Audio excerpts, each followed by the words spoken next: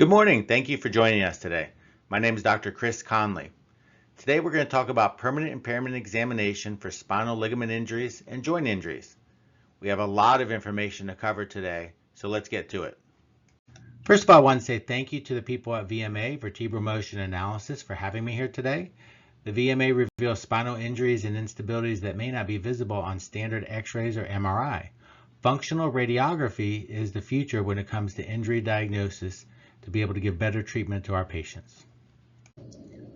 Doctors don't use MRI to see how your eye is functioning, just as doctors don't use MRI to see how your ligaments or joints are functioning. Functional radiography is game-changing for the diagnosis of ligament and joint injuries. I've done impairment ratings for over 20 years. I've also done functional radiography for over 20 years. This is a paper that I wrote in the American Journal of Pain Management back in 2005 that outlines the things I'm going to talk about today. Anyone that would like a copy of this paper, please reach out to me. These are today's objectives. We're going to go over the potential anatomical causes of pain and dysfunction after traffic collisions. We're going to understand some of the methodologies and principles of impairment ratings. We're going to touch on injury causation and tolerance for injury and mechanism of injury. We're also going to go over the pathophysiology of ligamentous injury, specifically the viscoelastic properties of ligaments. We're going to go over some of the testing seen for ligament injuries such as VMA, DMX, CRMA, nerve testing, and MRI. And we're going to talk about the consequences of joint and ligament injuries such as post-traumatic arthritis.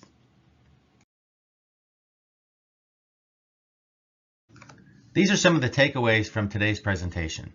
The typical spine has over 120 muscles, 220 ligaments, 120 joints including 97 synovial joints or facet joints, and 23 discs, and 31 pairs of spinal nerves, a total of 62 nerves.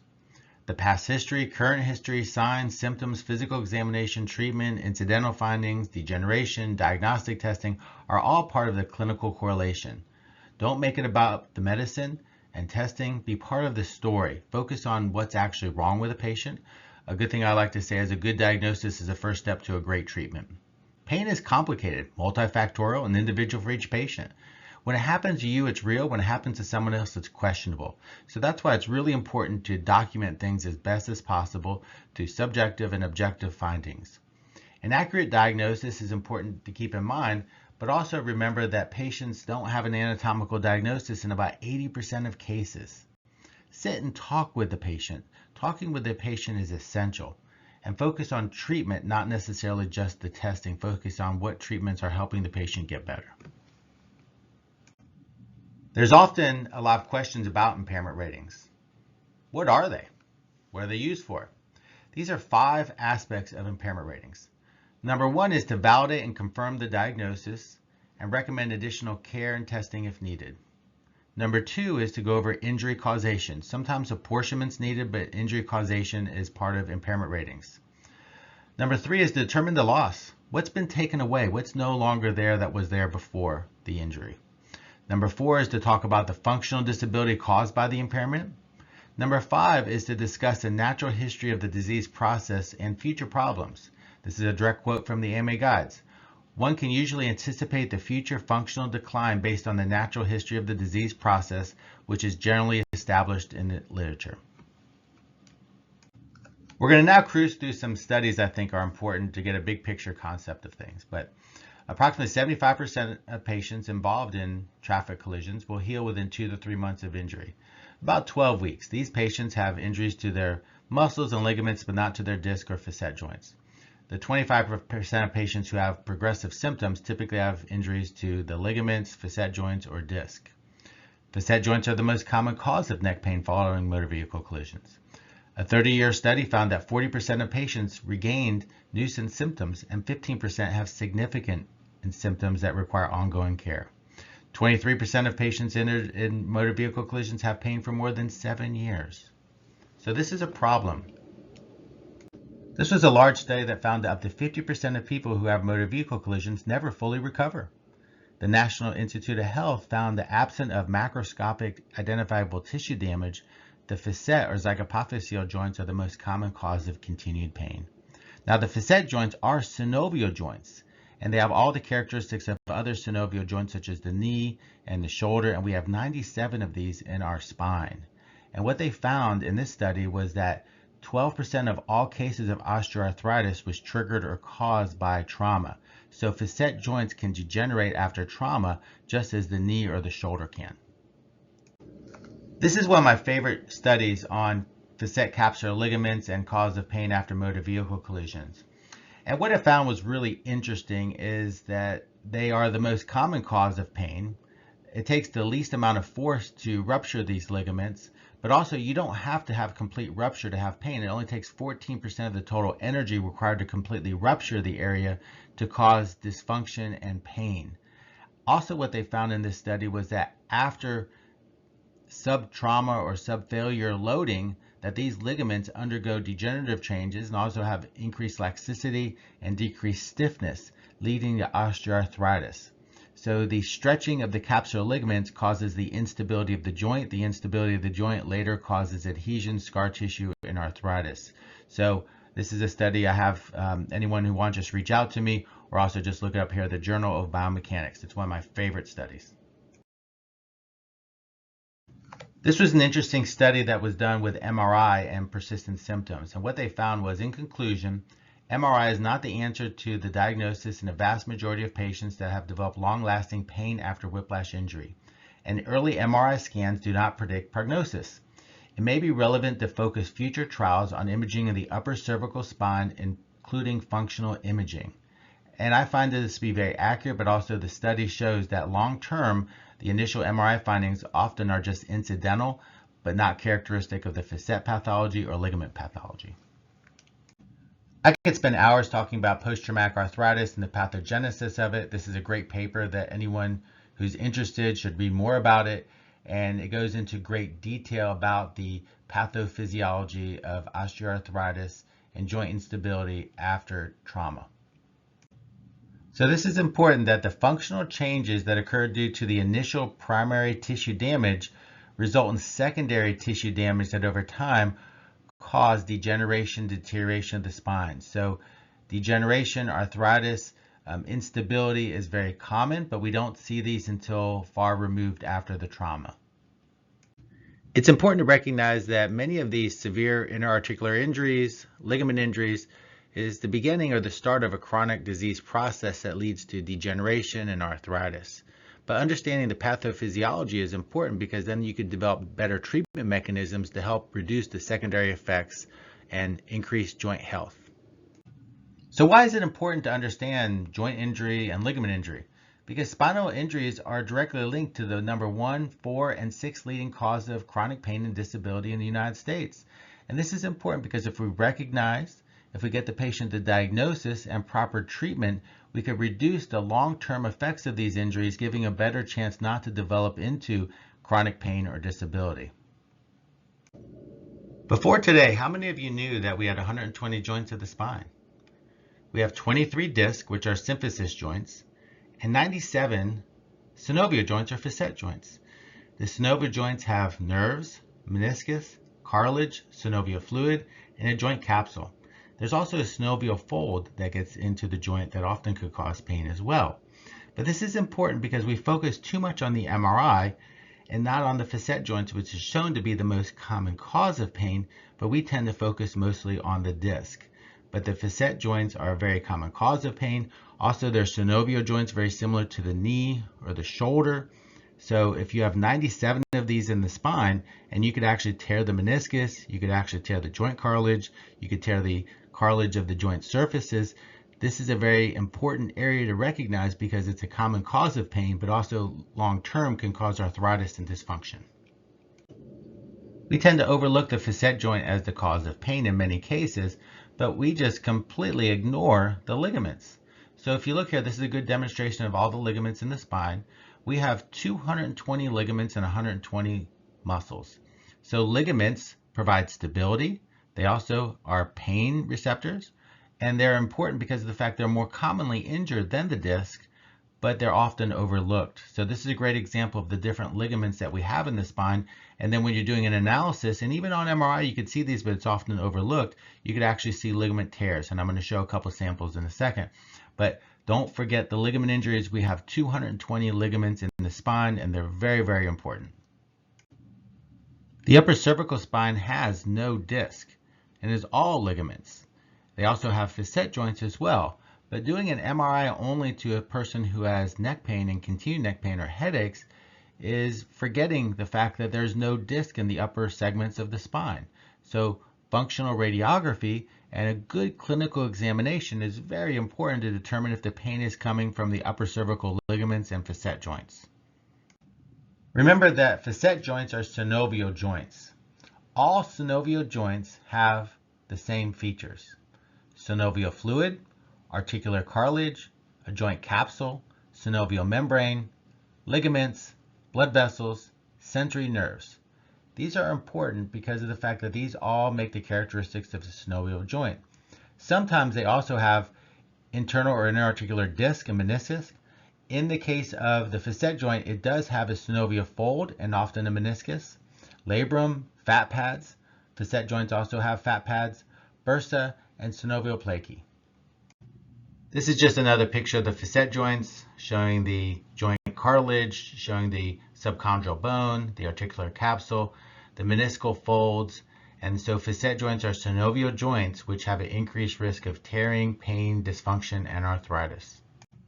Facet joints are highly integrated with nerves. So there's nerves that come from above, below, and the same level of the facet joint.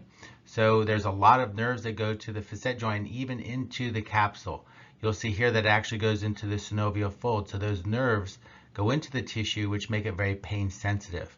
Think about the pain sensitivity of your fingertip. The more nerves there are, the more likely you're going to feel pain. So the capsular ligaments have a high density of nerve fibers which help with pain, but also they're very important for proprioception and balance. There's some variability in the facet joints. Some patients have meniscus and some patients have synovial folds. It's important to compare and contrast muscle injury versus ligament injury. So muscles are involved in movement. They have lots of blood supply, so they heal very well. They're red because of their rich blood supply. They're rarely involved in chronic injuries. They're very large, so their size is in feet. So they're very big as far as the relationship to the body. The relationship to the joints are outside the joints, and they have good stretchability. So they actually have excellent blood supply, excellent healing potential, and good stretchability. Ligaments, on the other hand, are for stability. They have poor blood supply. They heal very poorly. They're often the cause of chronic pain. They appear white because of the lack of blood flow, and they tend to be small. The relationship is usually inside the joints, and they insert into the bone. They have poor stretchability, and they have poor healing potential. So in general, muscles have lots of blood supply, good healing potential, and they tend to stretch or respond to trauma very well. Ligaments, on the other hand, are for stability. They have poor blood supply.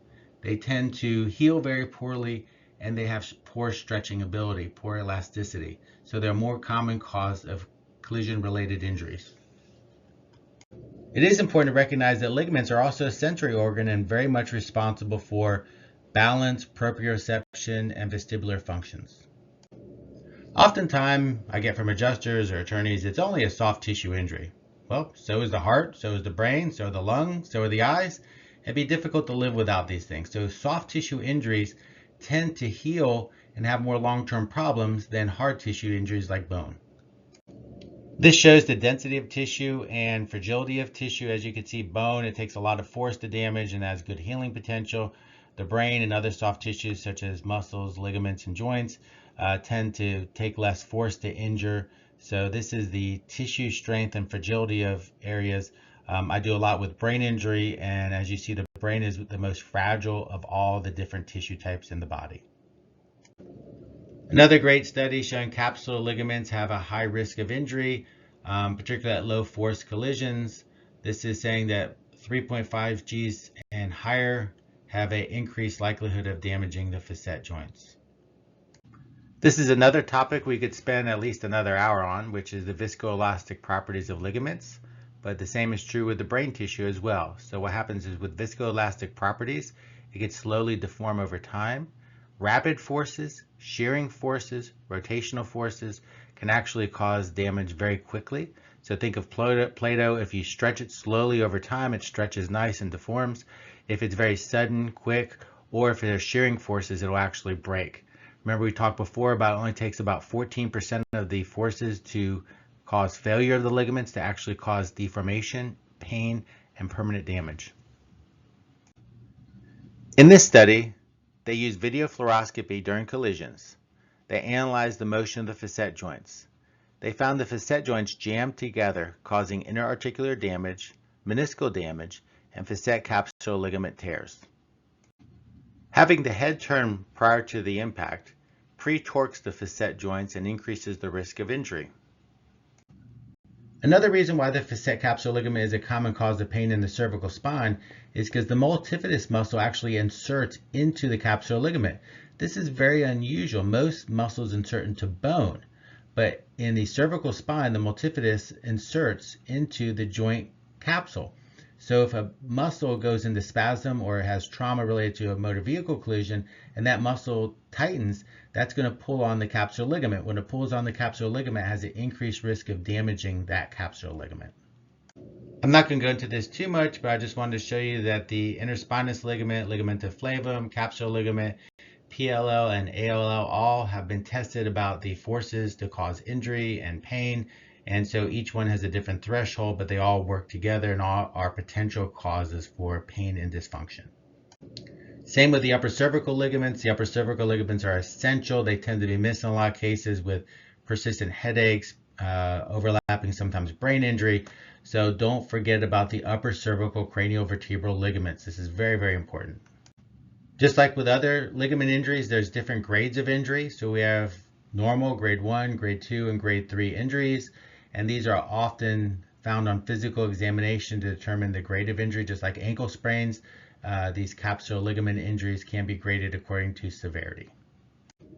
As you can see here, ligament injuries can cause a wide spectrum of symptoms and problems.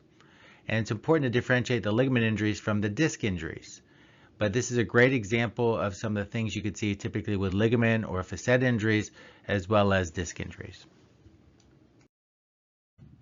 But the disc is tough. You know, we like to think of the disc as a jelly donut, but in reality, it's hard like a piece of chewing gum surrounded by a tire. So it takes a lot more force to injure a disc than it does to injure the ligaments. Each tissue has a different expected healing time. So that's why it's important to grade the ligament injuries to be able to say, okay, this is normal within this type of injury. It's also important to realize that interarticular damage to the capsular ligaments that cause problems within the facet joint, they don't heal very well. So articular cartilage repair could take up to 2 years and in most cases don't heal very well at all. It's also important to realize that each patient's different and has different potential for healing as well. So every patient's different. This was an interesting study showing the different tissue damage and the normal healing potential. It's important to note that interarticular joint damage was unlikely to heal. So it talks about the different grades of ligament injury, tendon injury, muscle injury, but also interarticular joint injury is unlikely to heal. This goes with the previous slide showing interarticular joint injury is unlikely to heal. Articular cartilage has very limited healing potential secondary to poor regenerative capacity and avascular nature of cartilage. Just like the inner part of the meniscus won't heal, typically the articular cartilage won't heal either. This is a great representation of the different symptoms that could occur from traffic collisions, but also the different referral sources, such as the capsular ligaments, the interspinous ligaments, fractures, ligamentum flavum tears, also source of dermatomal pain such as the disc. Also, we can't overlook TMJ problems. Also, we can't overlook brain injury, and we can't overlook PTSD and anxiety. So it's really important to weed through and talk with the patient to get the best clinical workup possible to get the most accurate diagnosis. Again, the upper cervical ligaments are huge and can cause a wide variety of symptoms and often overlap TBI. So if the patient has a brain injury, also look at the upper cervical spine. In fact, most experts say that it's unlikely to cause a brain injury without also having an upper cervical injury because the forces involved for a brain injury are greater than the forces involved to cause a ligament injury in the upper cervical spine. So by default, if the forces were enough to cause a brain injury, it's also enough to cause upper cervical problems. So make sure to keep that in mind when patients have continued problems and they have a brain injury, is to also look at the upper cervical spine. Today we're talking more about joint and ligament injuries, but keep in mind that brain injury is also very common and very commonly missed. So approximately 50% of patients who have head injury aren't properly assessed or diagnosed, and about 50% don't get follow-up care. So also keep in mind that there could be other things besides ligament damage causing the symptoms. So also remember to assess for brain injury.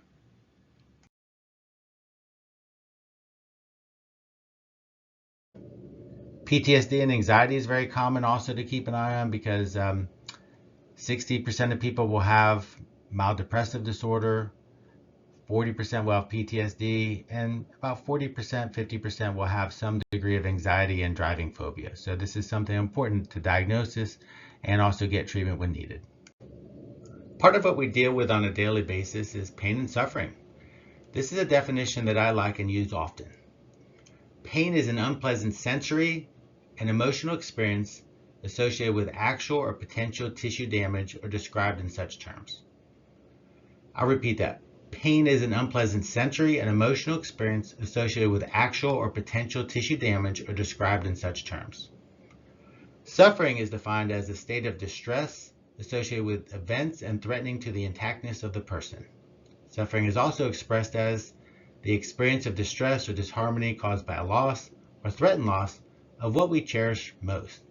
So we see this a lot of times with patients who have permanent impairments, brain injuries, persistent pain, or surgery.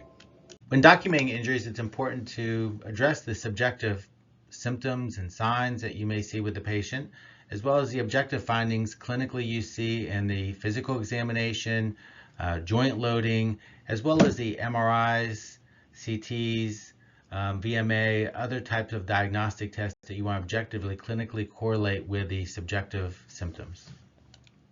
This is straight from the AMA guides and talks about that, where you want to focus on the clinical history, the physical examination, and clinical studies.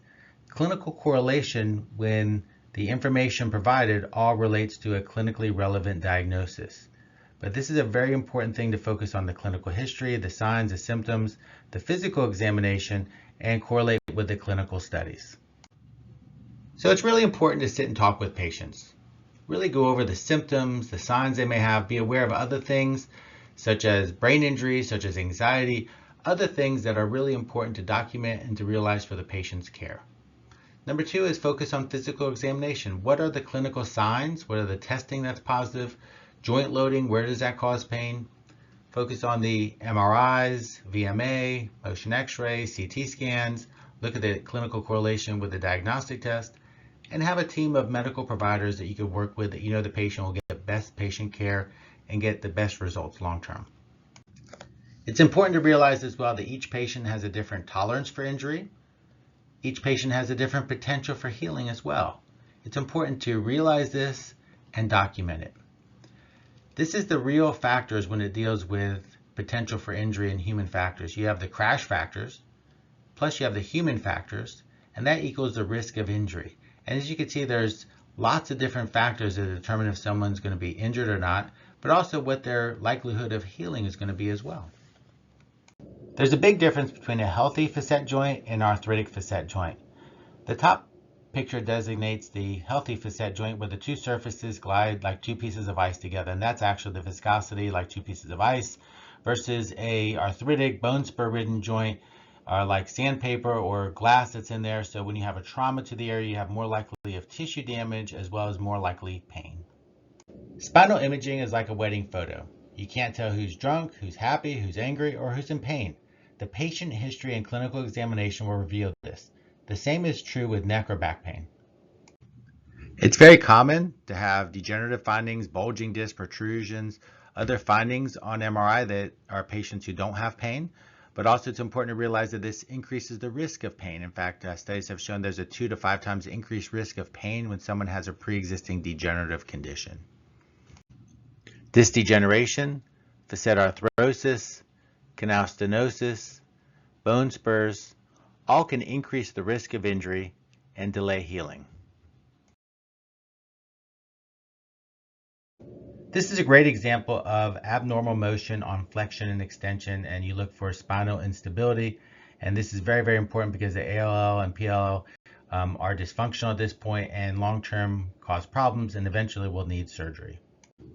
If the symptoms and clinical examination is positive, look at the MRI and you may be able to see ligament damage on the MRI that's not otherwise noted or documented. This is an example of such where I found that the ligaments in the upper cervical spine were damaged and you could actually see on the MRI. The same is true with disc pathology. If the symptoms are there and the signs are there and the clinical examination shows it's a disc pathology, look on the MRI. And it's important because in that way, when you're able to take pictures of these and put these in your records, it really helps to show the objective nature of the injury. It's important for the patient as well as anyone else reviewing the file.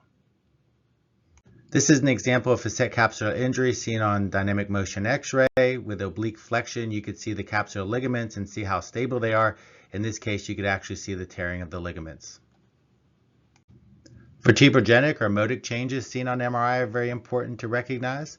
Many times these are dormant and a wreck or collision could actually cause this to be symptomatic. Intercept procedure is a wonderful procedure that is diagnostic and therapeutic, which helps the patient get great pain relief, but also diagnostic that it was the vertebrogenic pain causing it. But it's also important to recognize that these are rateable under the AMA guides for impairment rating as a permanent loss or permanent dysfunction, and long-term will accelerate the arthritic process. We talked at length about facet problems, facet injuries, medial branch blocks, and RFAs are diagnostic and therapeutic, that the pain generator is the facet joint. Again, these are rateable under the AMA guides for impairment rating. So with facet joints, we have medial branch blocks, RFA, inarticular facet injections, we have PRP injections. These are all helpful for the symptomatic relief, but it's also important to realize that this is something that long-term the joint will deteriorate. So I like to use the example of a cracked tooth. If you have a cracked tooth and you deaden the nerve to the tooth, that didn't fix the tooth, that just deadened the nerve. So the same thing with a facet joint is if you have a damaged facet joint and it's inarticular, that is something that long-term it's going to degenerate and cause problems down the road. The injections are helpful, but they don't fix the actual joint damage in the facet joint. So it's commonly acceptable that we talk about diminished value to the vehicle after it's repaired. But it's important to also talk about the diminished value to the body after the body is injured. And that's where impairment ratings come in to help to quantify the loss.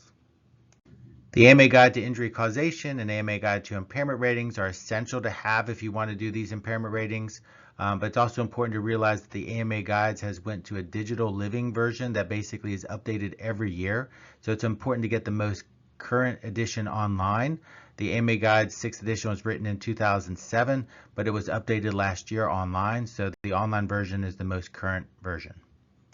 The AMA Guide specifically says part of the impairment process is determining causation, and there's an entire process to this, but it specifically says causation should be done by doctors who evaluate all of the information, and this is important to know. There is a 5-step process for doing impairment ratings. One, you want to determine what the permanent loss is. What's the diagnosis? What's the reasonableness and apportionment, and what is causation related to the injury? Determine the appropriate chapters and related tables and guides for the loss. Calculate the percentage loss on the whole person basis, and then discuss the natural history of the disease process. What does the future look like? But a major premise of impairment ratings is that any other observer or physician following the methods of the guide should evaluate the same patient and should get similar findings. An impairment is a loss of use, or derangement of any body part, organ system, or organ function. An example I use is a car. If you go to the parking lot and someone steals your tire, that's a loss. It was taken away from you. The disability is the effect of the impairment on the car or the body. So you could actually drive the car, but that's going to cause more damage. But the impairment is the loss or what was taken away. An impairment rating basically helps to tell the patient's story. How are they different? What have they lost? What did they overcome? How are they different functionally, occupationally, recreationally? And how has it affected their dreams? This is a big picture view of a serious injury, such as a brain injury, facet injury, disc injury, things that may need surgery, multiple injections, chronic pain. But first of all, you want to look at the signs and the symptoms. Then you look at the diagnostic testing. Do the diagnosis and the testing, do they support the signs and symptoms? Is there clinical correlation? What's the likelihood of incidental findings? What's the recommended treatment? What treatment did they have? Is that consistent with the said injury and diagnostic test? And then the impairment rating, causation exam, or disability exam. And lastly, you want to do the life care plan or estimate of future damages. But it's important that an impairment is a medically determined physical or mental impairment must be a result from an anatomical, physiological, or psychological abnormality which can be shown by medically acceptable clinical and laboratory diagnostic techniques. In such cases, one can usually anticipate the future functional decline based on the natural history of the disease process, which is generally established in the literature. And this is very important to realize the big picture nature of all these injuries. I know we're out of time, but thank you for listening to my presentation, and please reach out if you need anything. Have a great day.